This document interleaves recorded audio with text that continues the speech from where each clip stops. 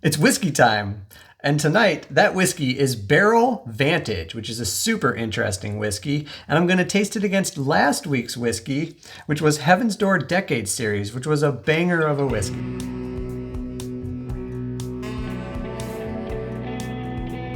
This is Barrell Vantage. Barrell is a distillery which is very well known for their blending. As far as I know, they don't distill their own whiskey. They purchase barrels from other places, many places, and then they use their very distinguished palates in order to blend those together. I'm a big fan of blending. When you start to experiment and taste a couple different single barrels, you start to appreciate the art of blending. It's quite interesting. Vantage is a triple finished whiskey.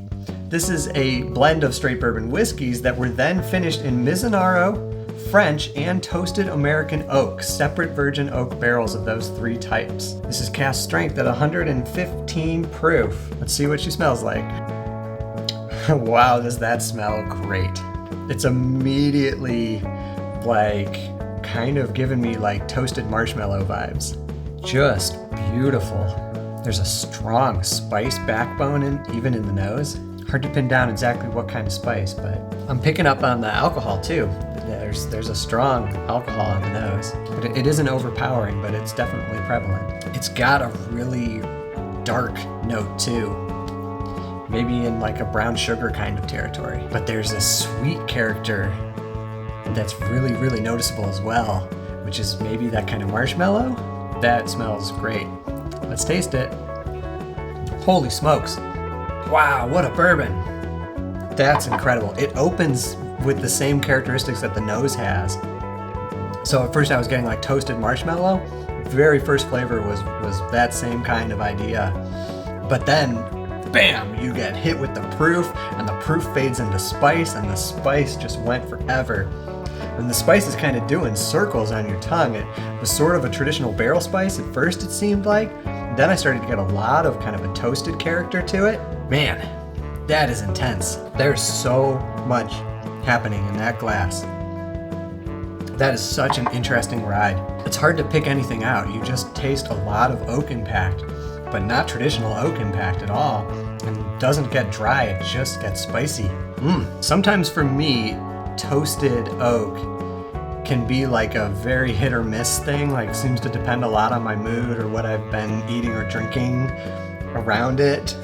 I've never really been able to put my finger on why. Some nights I really enjoy a toasted finished product and other nights I don't seem to. Either this is a very good night for a toasted product and I'm really enjoying it, or this just doesn't have some of the notes that sometimes turn me off. And I actually think that's what it is. And I wonder if that's because you also have the Mizunara and the French oak to balance that. I have to give a shout out to my brother for this one. I picked this up at his birthday, actually. He picked it up. He bought this for me. We tasted it at his party. We did a whole bourbon tasting, which was real fun. And that night, I didn't really enjoy it, but that was just the effect of comparing it up side by side with a lot of other things. And every time I've come back to it since, especially on its own, I'm always very impressed. I've been really impressed with everything I've tried from Barrell for the most part. And there's another video on the channel where I tasted, I believe it was batch 33 of their bourbon. All right, let's compare it to the Heaven's Door Decade Series. This pairing comes up randomly. I picked these in sequence, not really to compare things specifically.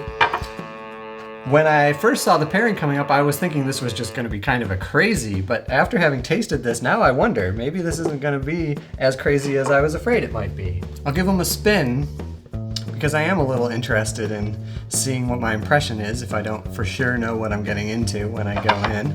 Okay, starting with the glass on my left. Well, that is beautiful. Like orange citrus, little orange rind, something a little floral and potpourri-esque.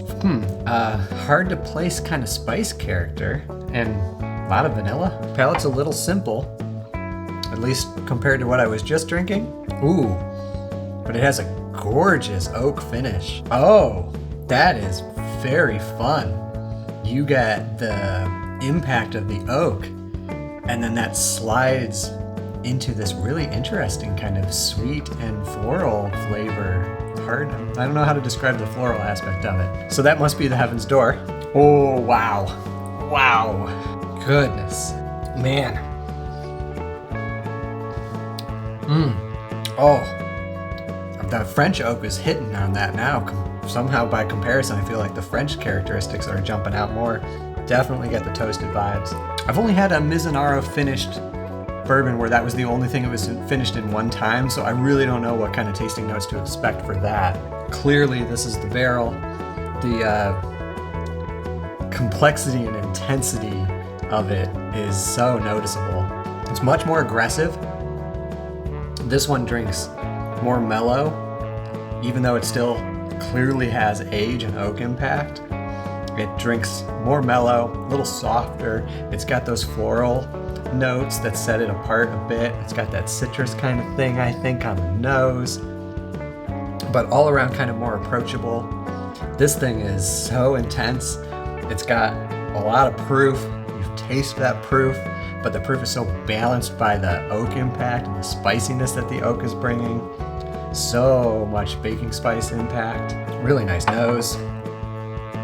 Between the two tonight, I'm gonna pick the Barrell Vantage. I like a very complex and intense bourbon as a rule, so I guess I'm not too surprised that I'm picking this. Well, this was Up Next with Barrell Vantage. Tune in next week when I'm gonna do another hard left turn, and we're gonna compare Barrell Vantage with Willet Pot Still. That's gonna be a crazy head-to-head. And also, I'm very excited to do the Willet Pot Still review. I got a story about this. So tune in next week. Thanks again for watching The Whiskey Closet. I'll see you next time. Goodbye.